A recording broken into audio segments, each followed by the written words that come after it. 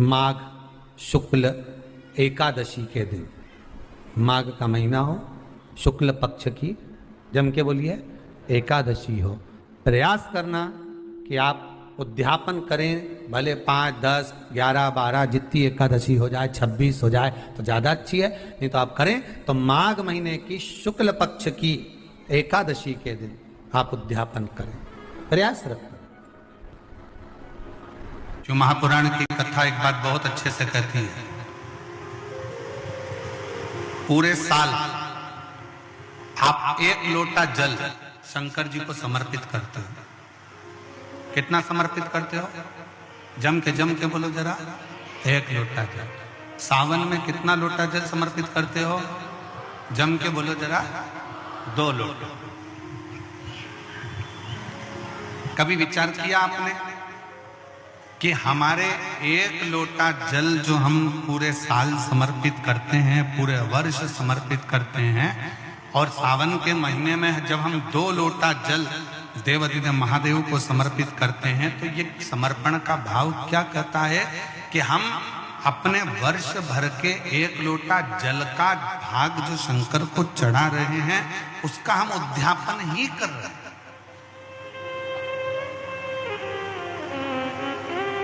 दो लोटा जल जो हम समर्पित कर रहे हैं, ये हम भगवान शंकर का उद्यापन ही कर रहे हैं।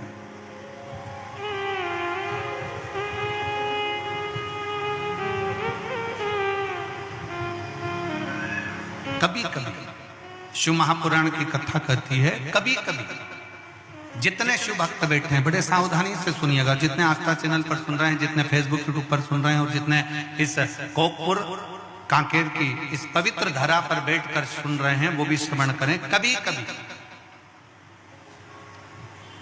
बन सके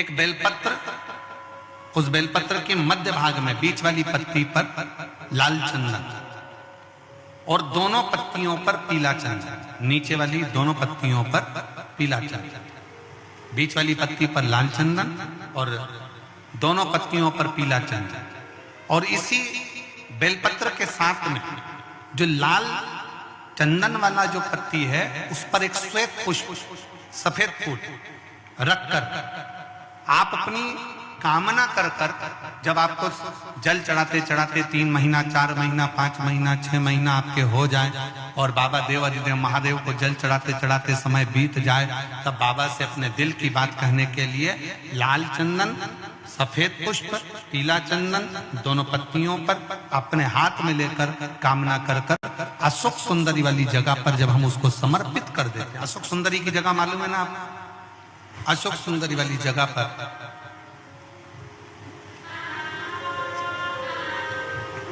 ये शिवलिंग जलाधारी और उसके सामने का जो भाग है, उसके मध्य भाग में अशोक सुंदरी का स्थान।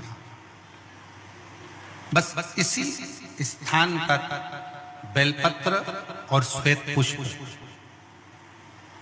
बीच वाली पत्ती पर लाल चंदन, आसपास की पत्तियों पर पीला चंदन, और वो शिवलिंग की सम्मुख में जो अशोक सुंदरी का स्थान है, वहां समर्पित कर। उस स्थान ये रोज नहीं करना, फिर ध्यान देना, कभी कभी 4-6 महीने निकल जाएं, 8 महीने निकल जाएं, 3 महीने निकल जाएं, 5 महीने निकल जाएं, उस स्थान ये जो प्रयोग है आपका, एक बेलपत्री, पीला चंदन, लाल चंदन और एक श्वेत पुष्प का जो प्रयोग है, वो साधारण नहीं है। इसको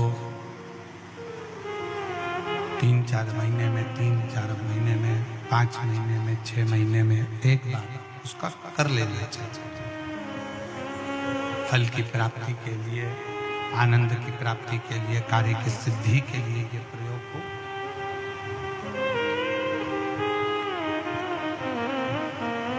और आश्रित होकर शिव पर पूर्ण भरोसा कर कर, शंकर पर आश्रित होकर शिव की भक्ति करते हुए, शंकर का गुणगान करते हुए, शिव से निवेदन करते हुए, पूर्ण भरोसे के साथ, पूर्ण भरोसे के साथ।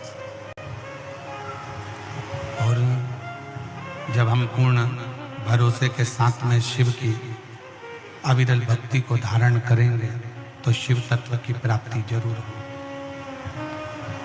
शिव तत्व की प्राप्ति का केंद्र बिंदु अवश्य। और जितने शिव भक्त बैठे हैं बड़े ध्यान से सुनना, शंकर भगवान की सबसे बड़ी दक्षिणा क्या है?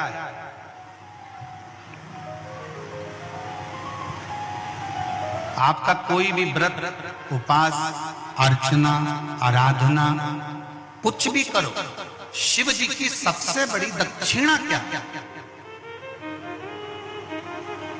तो शंकर भगवान की सबसे बड़ी दक्षिणा है एक चावल का दाना एक बेलपत्री पर समर्पित कर कर शंकर के शिवलिंग पर चढ़ा देना।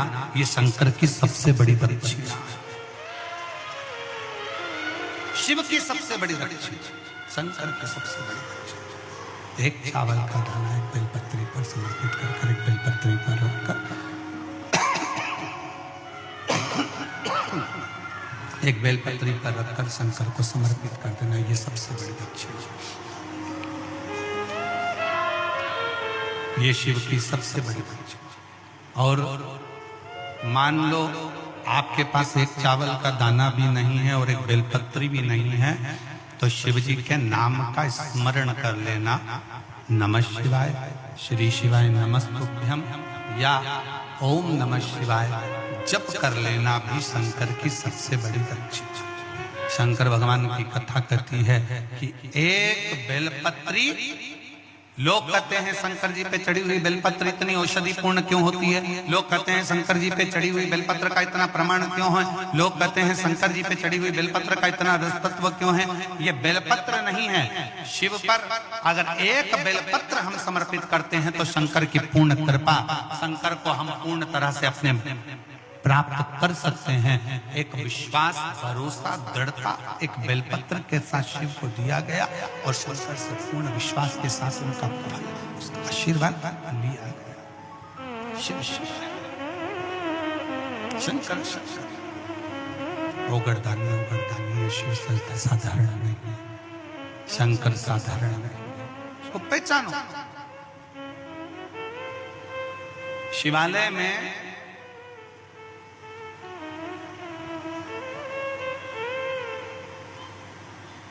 शिव महापुराण की कथा कहती है, शिवालय में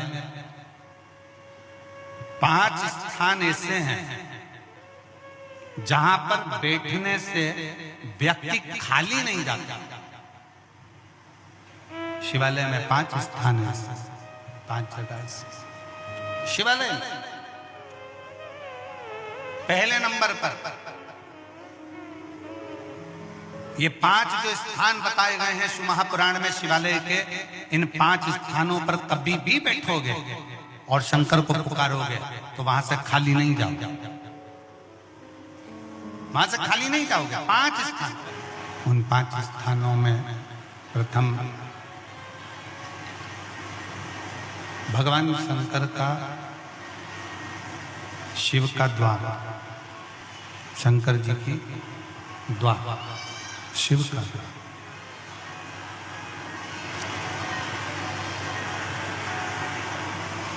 और हम शिव के द्वार दरवाजे तक चले जाते, प्रणाम कर लेते, नमन कर लेते। 5 स्थान शिव महापुराण में बताए गए हैं जिस जगह पर बैठकर प्रार्थना करी जाए, निवेदन किया जाए तो व्यक्ति खाली नहीं रहते। पहले नंबर का है शंकर भगवान का द्वार, जहां भगवान शंकर के गण निवास करते,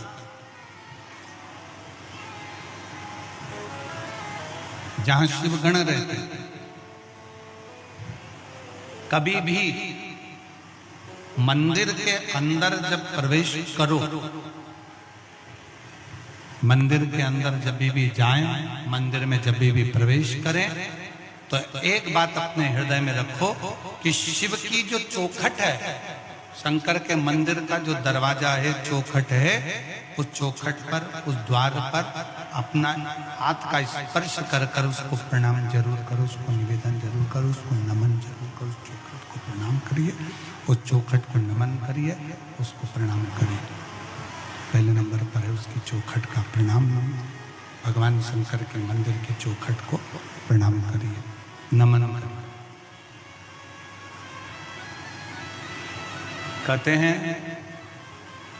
शिव मंदिर के चौखट का, दरवाजे का, द्वार का दर्शन मणिभद्र, जो शंकर भगवान के दरवाजे का द्वारपाल है, मणिभद्र जो शिव जी के दरवाजे का द्वारपाल है, दरवाजे का दर्शन करने वाले को मणिभद्र अपनी ओर से शिव आज्ञा से कुछ ना कुछ देकर भेजता जरूर है, खाली नहीं भेजता है।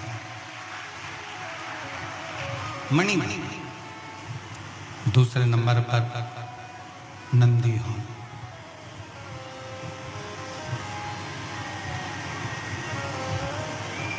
दूसरे नंबर पर है नंदी का हॉल, जहां नंदी विराजमान होता है।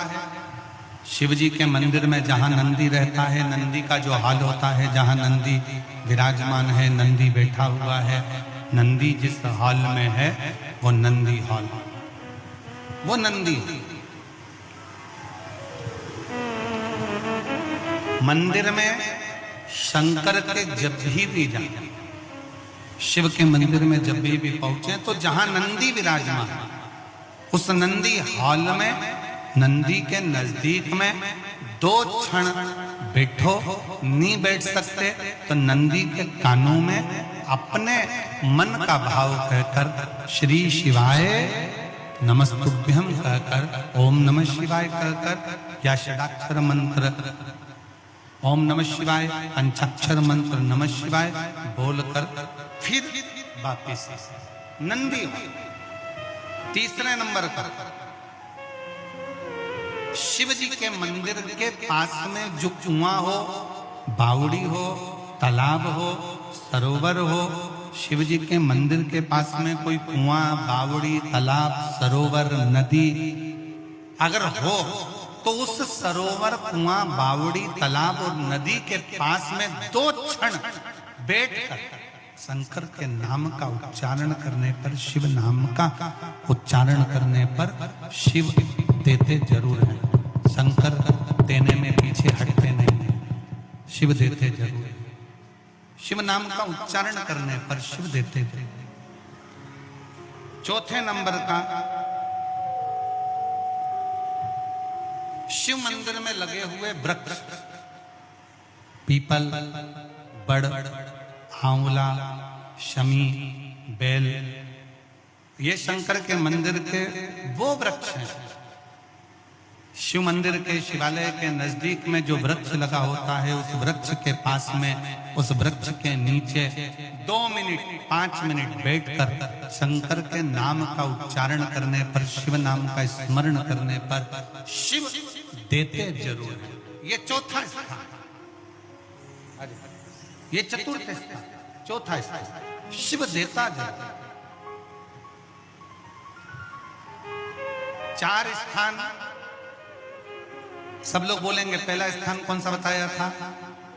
शिव जी की, जम के बोलो जरा, चौखट, दरवाजा। दूसरा स्थान नंदी के नजदीक में, नंदी हॉल में, नंदी के पास में। तीसरा स्थान शिवालय के पास में जो कुआं हो, बावड़ी हो, तालाब हो, सरोवर हो, नदी हो, कुंड हो, वहां 2 मिनट 5 मिनट बैठकर बाबा से अपने मन का भाव जरूर कहना चाहिए। चौथा स्थान, जम के बोलो जरा,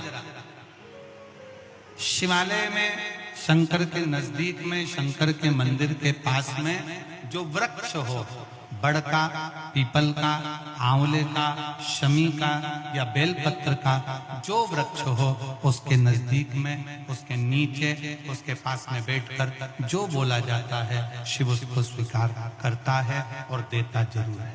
और 5वें नंबर का शिव पुराण कहती है, शंकर जी के मंदिर में उत्तर की ओर मुख कर, उत्तर मतलब शंकर जी का जो शिवलिंग है ये जलाधारी है और ये पानी बहने का स्थान है। शिव जी के मंदिर का जो पानी बहने का स्थान होता है वो उत्तर का होता है।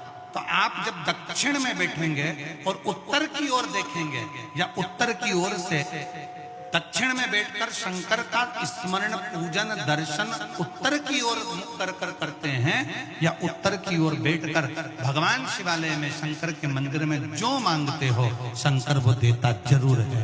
ये 5 स्थान बताए, ये 5 स्थान शिवालय में बैठकर शंकर के नजदीक में बैठकर शंकर के पास में बैठकर यहाँ मांगा जा सकता है, यहाँ शिव से प्राप्त किया जा सकता है।